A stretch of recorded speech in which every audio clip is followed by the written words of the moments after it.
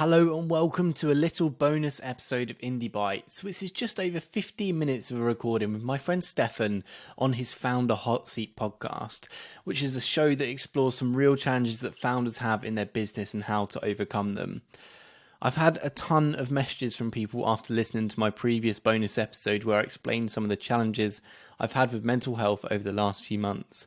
And this episode with Stefan was super helpful for me to navigate some of those challenges and set me a path forward. I'd also recommend listening to the full version of this conversation where we go into more detail on my backstory and why mental health as a founder is so important. I'll leave the link at the very top of the show notes for you. And if you haven't heard my previous episode on mental health, I'll give you some context as we dive into this conversation about halfway through.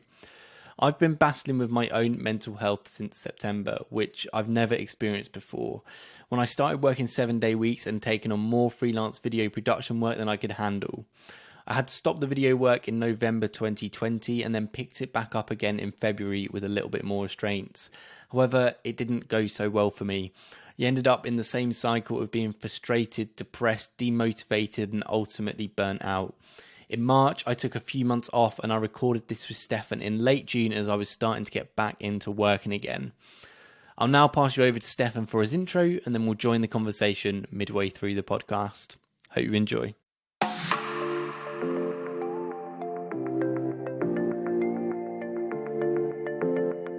Running a business isn't all glamour and success stories. You're about to hear from a real founder in the trenches. I'm here to help them find clarity, have a space to get their ideas out in the open, and figure out how they're going to move forward. Welcome to the Talk to Stefan podcast. So today I'm joined by James McKinven, who is the host of the Indie Bites podcast. Welcome to the Founder Hot Seat. Hey Stefan, great to be here. So today's a little bit of a different episode, and we're exploring more of a personal journey that you've been on. Let's look at that first point at which you realised back in sort of September to November you were working, and you then started to acknowledge, in your own words, I think you said these were mental health challenges. What was happening for you at that time? It was just purely felt unmotivated, and I've never felt so unmotivated to do work that I thought I enjoyed. And I kept telling myself, why don't you, James, you've got to just push through. You got to just push through. And I was getting annoyed at myself. I was getting angry at myself. I tend to do this a lot, Stefan. I tend to put like a lot of pressure on myself when no one else is really doing that. But I get angry at myself if I let other people down. I don't want to be a problem person. I just want to help people. But then I put pressure on myself for that. So I was getting annoyed. I was like, why can't I just push through and get this done? And I kept telling myself that over and over again. And I didn't understand. But looking back on it now, that was the first signs of burnout. That was the first signs of the lack of motivation, certainly. The feeling down all the time, the feeling unmotivated. That is burnout and depression. So feeling unmotivated, what was that like? Because, we all have days where, I can't be bothered to do this. I can't be bothered to get started on that. It sounds like it was different from that. In what way was it different? What was happening? It was definitely different to that because before then, I'd had days where I feel unmotivated. But I probably know the next day I'm going to get stuff done or I'm going to bounce back. Or there might be a week where I'm feeling unmotivated. But on that week, I'd still probably get the work I needed to done. I'd get the bare minimum. But I'm certainly unmotivated to do anything extra. But this was like a lack of motivation like I'd never experienced before. And there was pressure on me to get this done. I had to get this work done. I had deadlines to hit with these videos. I had to produce these videos. And I thought, no matter about your motivation, you've just got to do it. And I tried telling myself that. And I still didn't do it. So it was certainly like a different lack of motivation than I might have felt previously. So when you woke up in the morning, what was going through your mind at that point? I think about the things that I need to do. Right, today it's going to be a better day. I'm gonna try and get the work done. I'll be waking up stressed thinking about what I've got to do, but thinking I'm going to push through and make this better. But I'd still be angry at myself for the last weeks of getting myself into this position in the first place. And then I'd sit down at my laptop to do the work. I'd like got to this point. Some people say if you get to this point, first 5 minutes, the first 5 minutes was not working for me. I'd try the first 5 minutes and I just get angry and frustrated. And I remember a few times going to write the scripts. I tried to write them down. And this was probably partly because of the amount of comments I got back on it.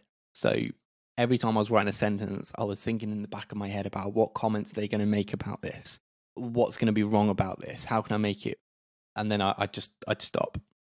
I'd stop doing it. So was there some self-doubt there? 100% self-doubt. And my confidence has taken the biggest hit over the past few months. I used to be super confident in every area. In every area of my life, I was confident. I thought it was one of like my... If I wasn't particularly good at something, I'd confidence my way through it. I'd bullshit my way through it. Like even coming on podcasts, I was saying to you, I'm not that great at podcasts at the moment. I bloody host a podcast. I have like 50 microphones. I'm a podcaster. And then someone asked me to come on a podcast. I go, I'm not sure about it. So yeah, my confidence was hit massively. Your confidence was hit at that point. Just taking it back to something you're saying there, and you mentioned this earlier, about sort of creative comments and feedback when people are critiquing your work, when it comes from such a personal place, as it's creative work, it's work that you've produced. I'm just wondering, in your career previously, have you ever had feedback like that? Oh, yeah. Thinking back on it, I've never been great at taking feedback or taking criticism. Like, I really struggle with it. I remember the the very, very first bit of client work I did. So I did an apprenticeship at a housing association. It was like my first job out after Sainsbury's. And they gave me some freedom. I love making YouTube videos, so I started making videos for them. When I left and got my first job, I took a week's holiday and said, do they want some more of these case study videos that I've been shooting the year before? I thought I could earn a bit of money on my week off. This was 19-year-old James. And they go, yeah, sure. We agree on a price per video. I think it was £150 per video. And I go in for this week and I shoot 12 videos. I think they were thinking I was going to shoot 2 or 3. I shoot 12 of these videos. And and I don't think my old boss at the time had got sign off for 12 videos for £1,800 for this old apprentice. I think he was just being nice to me by saying yes to me doing the videos. So he had to sort of diplomatically say to me, we can't pay you that much, or give feedback to try and combine some of the videos. And he sent me this email with feedback. And I remember opening the email, reading through the feedback and just getting angry. I was thinking, I've done all of this work. I deserve this money. And I sent back an angry email. And this is like a lesson I learned after this. An angry email at like 11:30. Saying, no, the videos are fine. I think they are good for X, Y, Z reason. Instead of taking on the criticism as it should have been. And he was really good. He called me the next day and said, James, you can't really do that. You can't really just email back angrily disagreeing with all my comments. So he agreed to pay me the money, and I made some of the changes. But I've always struggled with criticism. And I tried to sort of separate it. I tried to just think, it's just work. This isn't work for you. Like, you put your all into that first draft, that first edit. And then if they want to make changes, just listen to the changes and just make them. Just make them. But however much you try and separate yourself from it and try and think about it objectively, it's always going to be personal opinion for some of these things. It's always going to be something you've created, especially if you're scripting, shooting yourself, talking it and editing. There's always going to be that element of someone's criticizing something you've created. Like someone criticizing your baby being ugly. So this period of feeling unmotivated, did it come on suddenly? Was it a gradual thing? What was it like when you look back? It seemed to be more gradual, because at each stage I was sort of trying to get the work done, and I didn't realize I was unmotivated to do it. It was just, over time I was getting more and more unmotivated. More of a gradual thing. And then at the period at which you take time off, was that near Christmas? 2 sections of time off. The first one was time off from Riverside, but nothing else. So I was still doing other things, and that was December. And then over the Christmas period, so from like December 20th through to January, I took time off from everything, like an actual like holiday. I didn't love that time, to be honest. Didn't leave the flat again, and I felt quite depressed and low. So let's look at that time off then. During that period of time where you stopped everything over Christmas, you thought you'd take a break. What was that like? So now I've taken another break. I know what I should have done, which was trying to figure out what went wrong. But on this break, I just thought I needed a break. So what I did was sat in my living room, played FIFA, ordered takeaways, and went to sleep whenever I want, and just did a cycle of that. And Stefan, that is no way to get out of depression. That is a surefire route to solidify your depression if you do that. What I should have done, start to figure out what went wrong. Journal, write down my thoughts. Get out of the house, get out of the flat, go for walks, meet up with friends. We're in lockdown, so it's kind of hard.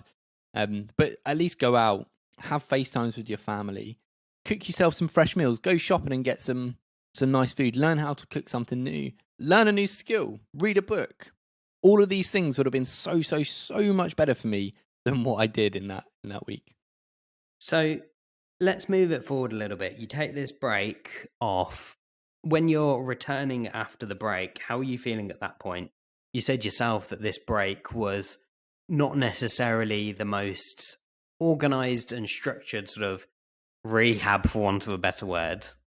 I came back with optimism, because I thought I've changed something. Like I want to work for this growing startup, making the YouTube videos. I was sort of putting November down to like a lack of structure or taking too much on. So going part-time on my day job and starting out this with more time to be able to do it, more headspace to be able to do it, I thought, sure, that's going to be much easier.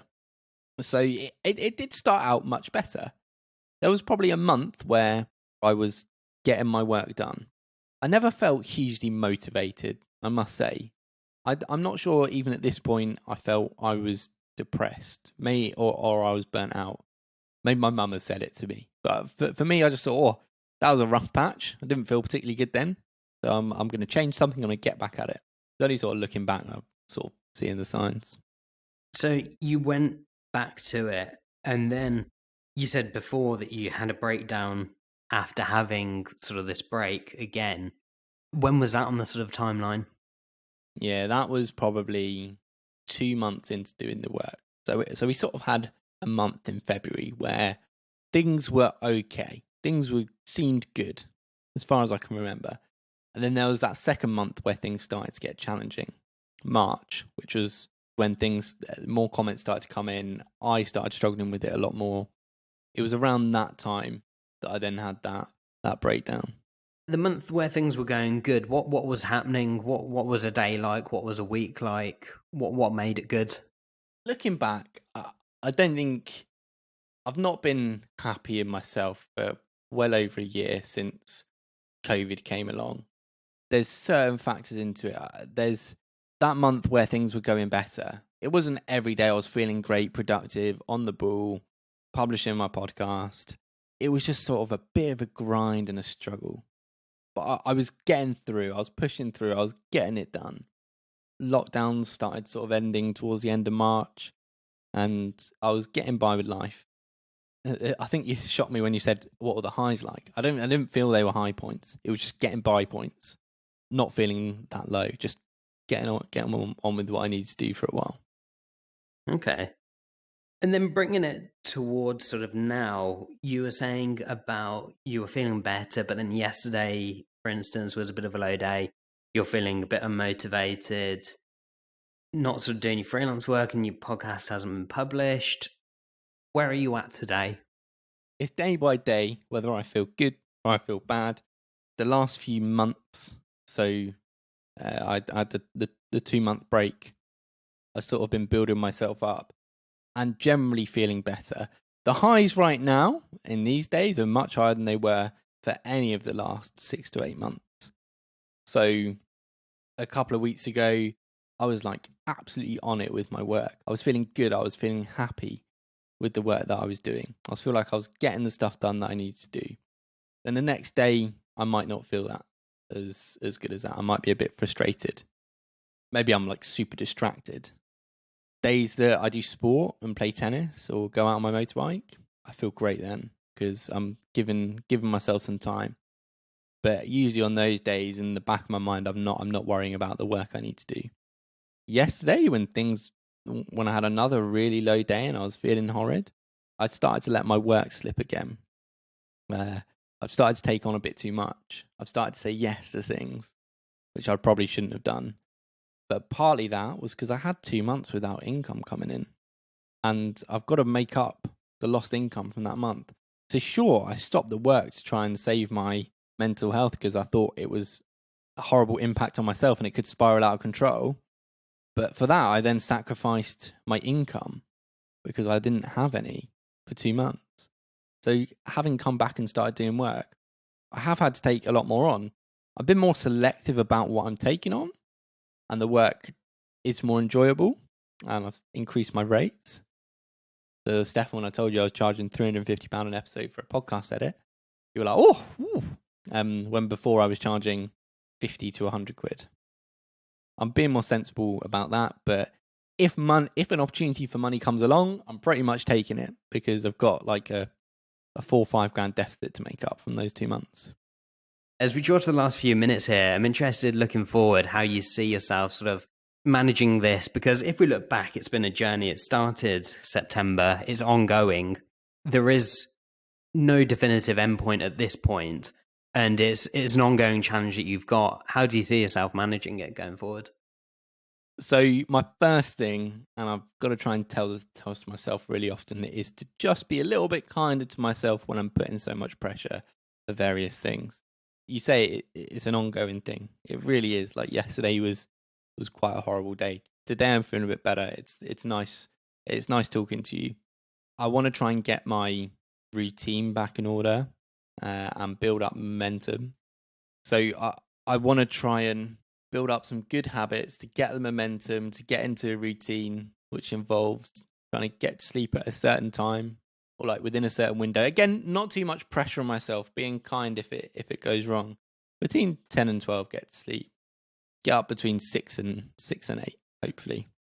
Get to the gym and do the routine I sort of set out where I do some work in the morning, feel good about myself in the morning, that I'm able to take a little bit of time off in the afternoon, spend time with my family, to go and play tennis, ride my bike, these things that I get enjoyment from, and then in the evenings come home and sort of finish things up. I also want to be eating better. You always feel better if you're not getting Deliveroo every night. I've tried it, doesn't make you happy. I want to get my finances in order and be a bit more sensible and intentional about the things I'm buying. I've always had a problem with just buying things when I want them. Guess what? Doesn't make you happy. What does make you happy is feeling fulfilled, feeling productive and getting the stuff done that you want to get done, feeling happy with yourself that you've achieved what you set out to achieve, which is as simple as getting up early, going to the gym, doing a bit of work, enjoying the rest of your day, finishing up that work, and getting to sleep at a sensible time after having a nice home-cooked chili con carne or something. So it seems like you've got a good few things there that you want to work on. And sometimes it can be a lot to do all of these things at once. Well, thanks so much once again, and take care. Cheers, Stefan. There you have it. Thanks for listening. You'll find me at talktostefan.com or at talktostefan on Twitter. Drop me a message if you're interested in either being a guest on the podcast or working together. Take care for now. Well, I hope you enjoyed that little snippet of my interview with Stefan. As I mentioned, you can hear more of the backstory along with some extra snippets in the full 50-minute episode that I've linked to in the show notes. I would really recommend listening to the rest of the Founder Hot Seat episodes and checking out the work Stefan does for the founder community, including his Talk to Stefan service and his accountability service. I'll leave you for now, and I'll be back next week with our regularly scheduled Indie Bites episode. See you in the next one.